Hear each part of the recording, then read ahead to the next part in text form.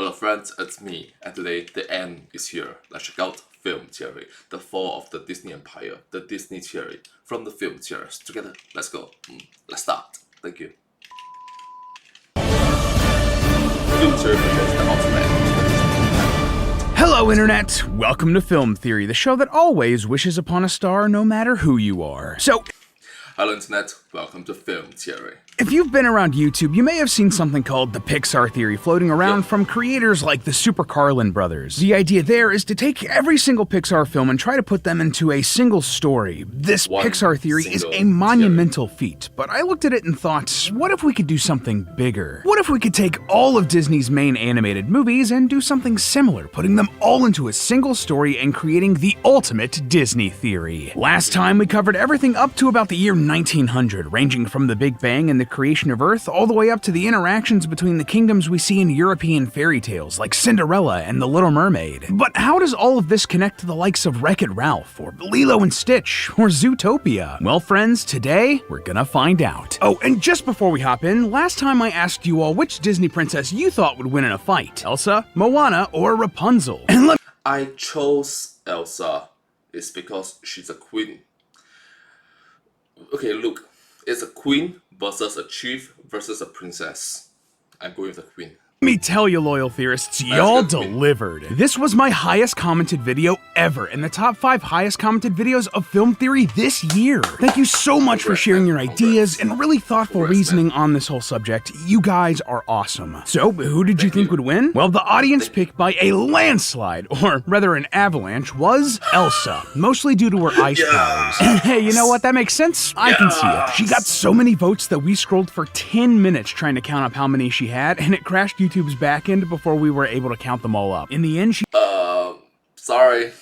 He tallied up 5,030 votes. Wild! As for second place, it was a surprisingly tight race between Moana and Rapunzel, but Moana just squeaked out a victory. A lot of votes were also put in before people had a chance to see Moana 2, and I wonder if that would have impacted things. Either way, this was a super fun experiment, and I definitely think we should do this Disney Princess Battle Royale theory someday. After all, I wonder how the likes of Mulan, or Merida, or Raya would do. Or if someone I'm gonna guess with like Snow White or Cinderella could eke out a win. I mean, probably not on that one, but hey, it's a fun idea. Anyway. Okay, so comment down below, what do you think? I think that Mulan is going to win all because she killed people.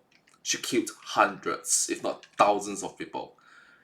Other princesses do not have to carry the burden, the responsibility, the karma, the sin of thousands of souls under her back. Thank you again for your help on this, and with all of that said, let's jump back into the Disney theory. So last time we stopped off with the Jungle Book in the 1890s, but there's so much more to go. For instance, it's here where we come to another pivotal moment in the Disneyverse just from the sheer amount of important elements that all happened in one place. Pinocchio, which takes place in Italy. We can also pin this one down to the 1890s thanks to the Ferris wheel we see in the amusement park, and thankfully, this lines up with a lot of other evidence we see from the Disney canon. For instance, we can see one of Geppetto's earlier puppets in Corona during the events of Tangled about 50 years before, which checks out with just how old Geppetto would be at this point. But an even more significant connection might be to a movie you're not expecting, The Emperor's New Groove. Think about it, the Pleasure Island operation we see in Pinocchio is built on potions that transform boys into donkeys. Sound familiar? Pinocchio even takes place when Peru and Italy expanded their trade relationship in the real world. And we know that a number of the donkeys get shipped to salt mines. As it turns out, Peru is home to one of the longest running salt mines on the planet, which uses donkeys to this very day. So, you heard it here, the potion that transforms the kids in Pinocchio is the same one from the Emperor's New Groove. Whew, Okay. Is it going on now?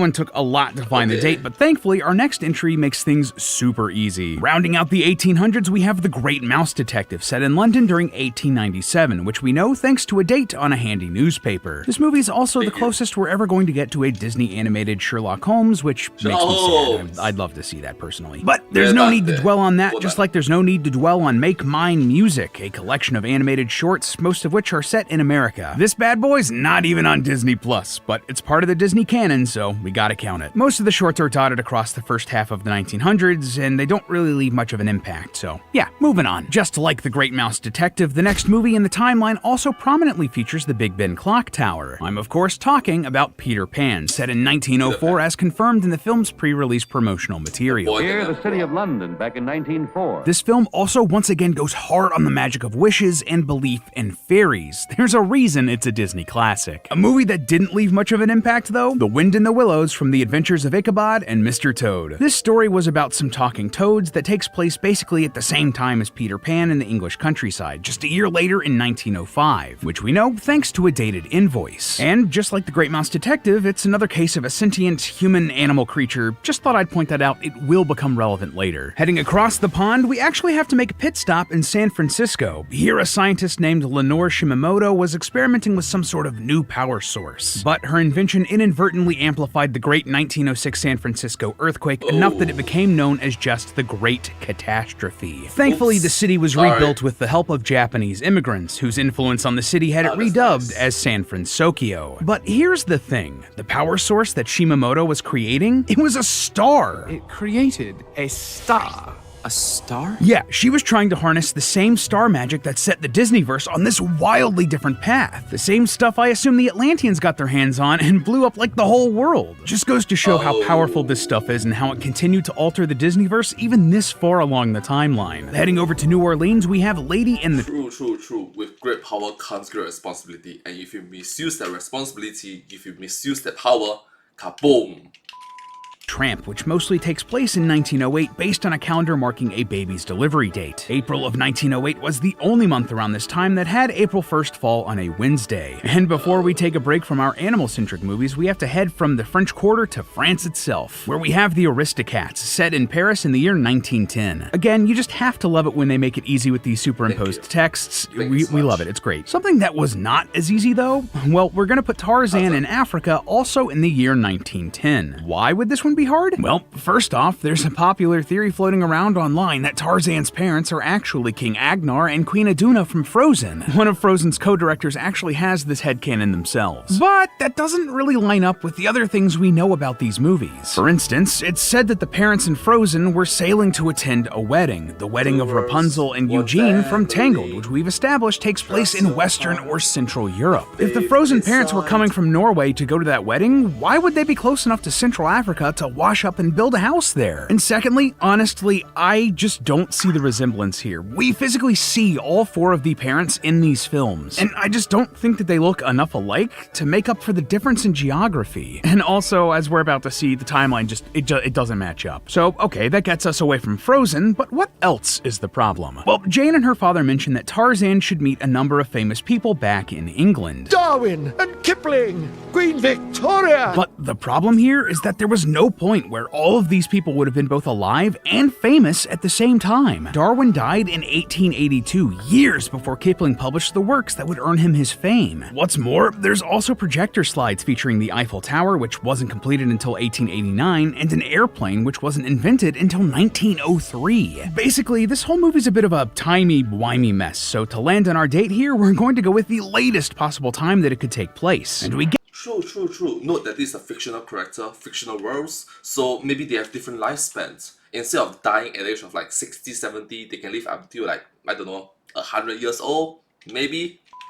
Get that thanks to The Legend of Tarzan, the animated series spin-off of the film. In one episode, Tarzan meets US President Teddy Roosevelt during his famous year-long African expedition that concluded in 1910. So, in the same way that there were small changes thanks to the star magic in the Disneyverse, we're gonna say that a lot of the lifespans of a few historical figures got extended. Queen Victoria gets to see her 90th birthday, and Charles Darwin lasts the ripe old age of 100. You've read Darwin, it's called natural selection. Perfect segue, because that brings us to the main events of Atlantis: The Lost Empire, set in 1914 per the superimposed text at the start of the film. Easy, we love it. This movie really shows us how the development of technology has also been enhanced by the influence of star magic. Though submarines existed in the real world as early as the 1620s, the subs in World War I were nowhere near what we see in Atlantis. And trust me, things get much crazier later on because of this. But for now, we have to head back to New Orleans for the events of The Princess and the Frog. This is set in 1926, which we know thanks to a newspaper, and shows us yet another case of magic turning people like Tiana and Naveen into animals. And in a slightly different case of talking animals, we then have both Winnie the Pooh and the Many Adventures of Winnie the Pooh. Just like the books they're based on, these films take place in the 1920s, though Christopher Robin's imagination is the magic that brought Pooh and his friends to life in this case. Then The Fox and the Hound is set in the rural United States, probably in the 1930s, based on the technology we see in the sequel, because, of course, there's a Fox and the Hound too. Is nothing sacred? I guess not, because then there's Peter Pan Return to Neverland, set in London during 1941. We know this because it takes place during the Blitz, the World War II bombing campaign against the United Kingdom. And around the same time, there's Dumbo and Bambi, both set in the United States. 1941, that was the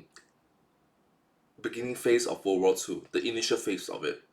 Around the time of their release, 1941 and 1942 respectively. Up next, there's a bit of an interesting case. At the same time, we have the films Saludos Amigos, The Three Caballeros, and Fun and Fancy Free, all of which take place in roughly the mid-1940s. Just like The Black Cauldron, I figured that these would be very difficult to place because they so heavily feature societies full of humanoid animals similar to The Sorcerer's Apprentice. But other films don't have those characters or peoples as widespread, if at all. Well, the solution was quite obvious. Fun and Fancy Free introduces the idea that these films with these characters are literally stories being told or heard in universe by Jiminy Cricket. That's what's happening here. It's just like The Matrix. We're 2 layers deep with these films and their segments being stories inside of the Disneyverse, likely influenced by stories or historical records of stuff like The Sorcerer's Apprentice. Now, I know that we've been glossing over most of the sequel. Okay, The Matrix. Unless they were main movies like Frozen 2, or they were needed to help place a film in our timeline here. But we have to talk about Atlantis again. Yeah, the direct-to-video sequel Atlantis, Milo's Return, takes place in the 1940s after World War II, over 30 years after the main events of the first film. The movie also ends with Atlantis returning to the surface, which will have a big impact on technology in the future. Trust me, we'll get there. Oh, and also, just before we move on, Atlantis 2 also lets us slide in the classic Disney animated series Gargoyles into the timeline. See, Milo's Return was originally going to be a spin-off series called Team Atlantis, which was canceled after The Lost Empire bombed at the box office. Well, one of the episodes of Team Atlantis was going to feature Demona, a main antagonist from Gargoyles. And this wasn't just like a random idea they had a script done. This basically opens up all of the mythology touched by Gargoyles and fits it into the Disneyverse, including their versions of Odin, Puck, King Arthur, and Avalon.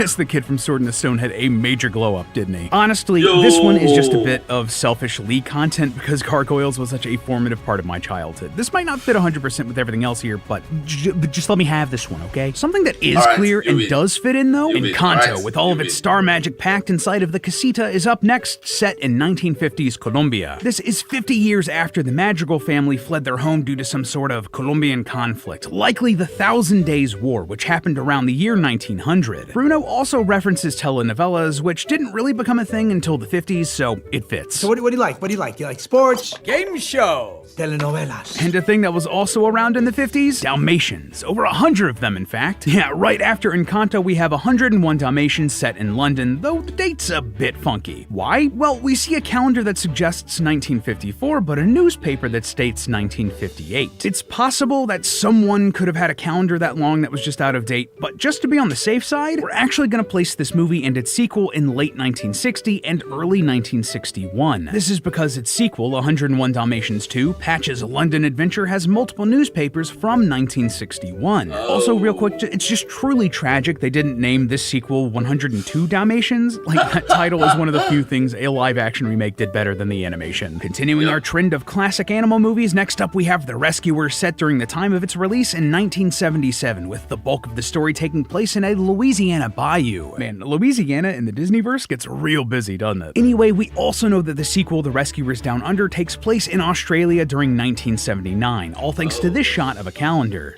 It also lines up with the fact that Bernard and Bianca get engaged in this movie, and marriage proposals typically happen after about 2.5 years of dating. The timeline just matches perfectly, even if we are talking about a movie with talking mice and a grand mouse society. But counter to that, we also have some pretty normal animals living in human society, like those we see in Oliver and Company. This film is set in New York City in 1988, the year it was released, which we can confirm thanks to another calendar. Also, before you mention it, yes, this movie does have a lot of familiar-looking dogs from other Disney films, but we know that they're not the same animals and that they can't live that long, so we're just gonna chalk this up to animals of the same breed and same species just looking similar. I mean, it's like not every deer can be Bambi's mom, even if the animation is copied wholesale. And from here, we're actually done with the 20th century. Well, unless you want to count gargoyles, the lion's share of which takes place in the 90s, but again, that's some selfish Lee content. But regardless, now, moving into the 21st century, we have a movie that's going to introduce a lot of big ideas for the Disneyverse. See, Earth was not the only planet in the Disneyverse to have life develop on it, or technology supercharged by star magic. No, there's actually tons of these, enough to form a government in the Milky Way galaxy known as the United Galactic Federation. This is a powerful faction who keep an eye over thousands of planets and have laws against certain science that would go against the natural order of things, the natural way of star magic. They believe this so much that by the year 2001, they arrest Dr. Jumba Jukaba for creating a new species and seek to destroy his work. It is an affront to nature. It must be destroyed. How do we know all this? Well, it's all thanks to Lilo and Stitch. Yeah, we see the Galactic Federation in action in this movie, and we know that it takes place in the year 2001 thanks to the date that we see on Stitch's adoption paper after he escapes to Earth and starts his life on Hawaii. Also worth noting that Earth's history with weird sentient animal creatures is kind of on display in this movie. Like, very few people call out how weird the aliens look when they're visiting Earth, and they've put on some very bad disguises. People are just being polite. After all, this is a planet that's had everything from dragons to talking mice to giant talking mice. Anyway, the existence of this Galactic Federation has some pretty wild implications later on, but for now, well, even with the boost from Atlantis, the technology on Earth has a bit more to go before it can catch up with this Galactic Federation, but that doesn't mean it isn't impressive. Why do I say— But to be fair, I'm glad that they are finally touching on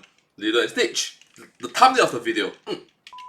that? Well, because of Meet the Robinsons. Yeah, I forgot about this one too. But this movie starts in the year 2007 before we have a 30-year time jump giving us a glimpse into the future. This is spelled out pretty clearly in the film's marketing. Anyway, this film involves a lot of time travel, which allows its main character Lewis to see where technology is headed and really help further accelerate scientific development when he goes back to 2007. Man, time travel always complicates things, doesn't it? Something less complicated, though, is Bolt, set around its release date in 2008. Nothing super eventful there. But more eventfully, around this time, we also have Wreck-It Ralph and Ralph Breaks the Internet, set at roughly the same times as their release dates, 2012 and 2018 respectively. The sequel even acknowledges the 6-year time difference. Look, I get it. You've been married 6 years. You're looking to spice things up. This shows us that technology has advanced more quickly than in our world, enough so that characters in video games and online are sentient. Though I will say these movies are a bit weird in the context of the Disneyverse. After all, Ralph Breaks the Internet confirms that the Walt Disney Company straight up exists in the Disneyverse, along with the Disney Princesses, Pixar, Marvel, Star Wars, and the Muppets. And while that is a weird quirk, it's not exactly impossible. Like, Disney could exist in the Disneyverse, creating films and merch and attractions based off of real-world history. So instead of making movies about fairy tales like Sleeping Beauty and Cinderella and the rest, they're just making movies based on the true stories of Sleeping Beauty and Cinderella and the rest. They even go as far as to straight up joke about this in some of their movies. I like to see the movie they make about you now. I just hope they stay true to what really happened. They might even make a motion picture about you. And honestly, this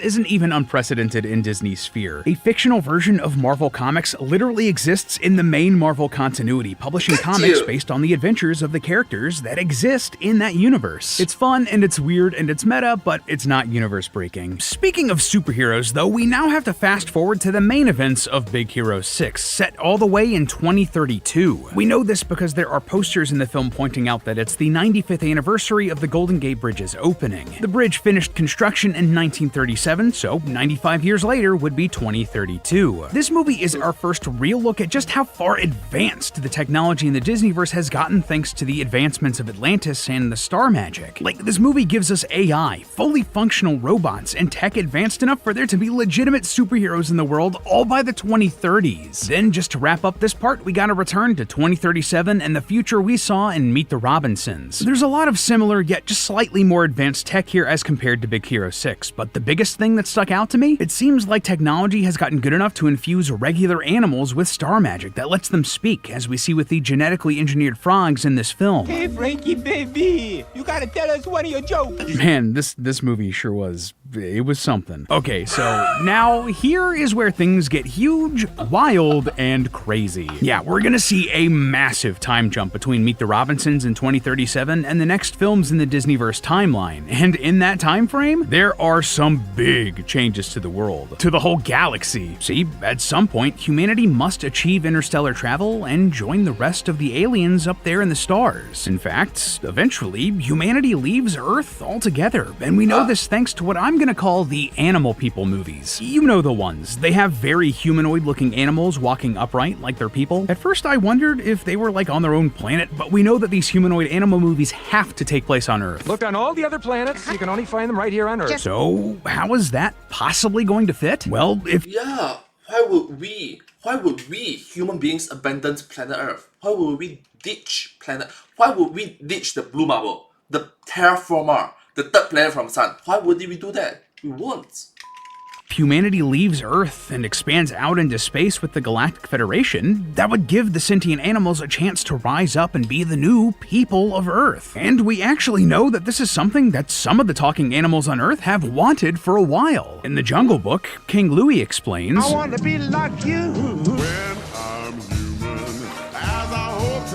and in Wish, the goat goes even further. I dream of a utopian metropolis where all mammals are equal. And wear clothes. So, now that humanity has gone on to greener pastures in the stars, the talking animals take the chance to make Earth their own, where they can evolve into their own societies and eventually become more humanoid. Early on, they look a bit like civilizations from Earth's past, and even reuse old names for their peoples and their governments. This is where we find Robin Hood in our timeline. During this period, a lot of predators from the top of the food chain are in charge, like the lions King Richard and Prince John. I mean, heck, even Robin Hood and Maid Marian are foxes. This ingrains a lot of prejudice into this society, even hundreds of years later. Like in Chicken Little, where a fox bullies Chicken Little and his friends, and in Zootopia, where a lion is elected mayor, though predators are often stereotyped as violent. Thankfully, by the end of that movie, they do seem to be working towards a more equal society, which is great. You love to see it. And just the— But think about it. It's like, how? What do they eat? The things that is being eaten is by default in the lower half of the hierarchy. If I was to eat a fish, I do not expect a fish and a human being to be in the same hierarchy. No. cherry on top of this, we know that this strange version of Earth full of talking animals is a bit of a tourist destination for aliens in the Galactic Federation. We stop here every summer on the way to the in-laws. Every year. Yeah, we see in Chicken Little that some animals come by this planet every year, like it's an apple orchard or amusement park. But perhaps they should have been focusing their attention elsewhere, because at some point, this entire Galactic Federation must collapse or change drastically. Perhaps this was due to some sort of galactic-wide catastrophe, maybe some sort of civil war. We just don't have enough information to say. But what we can say for sure, space pirates took advantage of this chaos with the likes of Captain Nathaniel Flint gathering a vast hoard of treasure and hiding it on planets throughout the galaxy, while Lee be like, let them fight. the remnants of the Federation likely reformed into some sort of monarchy with a navy and interstellar academy to train new recruits. But why do I say all of this? Well, because the Galactic Federation we see in Lilo and Stitch is nothing like the galaxy we see in the last film in our timeline, Treasure Planet. Yeah, the super stylized technology and universe of this movie with all of its classic nautical ships and imagery is a far cry from the sleek sci-fi designs of Lilo and Stitch. Oh, and we know that bit about the monarchy rising up thanks to ships like the RLS Legacy. According to the spin-off game Treasure Planet Battle at Procyon, the ship prefix RLS stands for Royal Light Ship. Royal as in royalty, a king or queen. And yes, we know that all of this has to be part of the same timeline as the Federation we see in Lilo and Stitch, because the young Jim Hawkins has a plush doll of Stitch in his room, meaning that the adventures of Experiment 626 must be well known enough in this world to become merchandisable. You know, real talk aside here, but Treasure Planet has always been in my top 3 favorite Disney animations. I wish it was more successful and we got more of it, but alas. And from here, well, there's nothing else. That's the entire Disney theory so far. The entire story of the Disneyverse by piecing together all of their movies and as best a way we could. Is some of it a bit janky? Yeah, there are a lot of films here with a lot of similar but slightly different ideas. But I think we did a really good job here. Our team, our editors and researchers really crushed it on this just massive project. And honestly, this was just so much fun, and I can't wait to see where the future movies fit into the Disney theory. But until Disney releases a new movie, remember that it's all just a theory. A film theory. And cut. Up next on Film Theory. I am dissecting every major Disney movie to determine once and for all which is the deadliest of all the Disney movies. And, if I can swing it, what is the overall total kill count for the entire Disney canon? Yep, that was before MatPat retired. It gets dark. But hey, that's just a theory. A film theory. And cut. Thank you.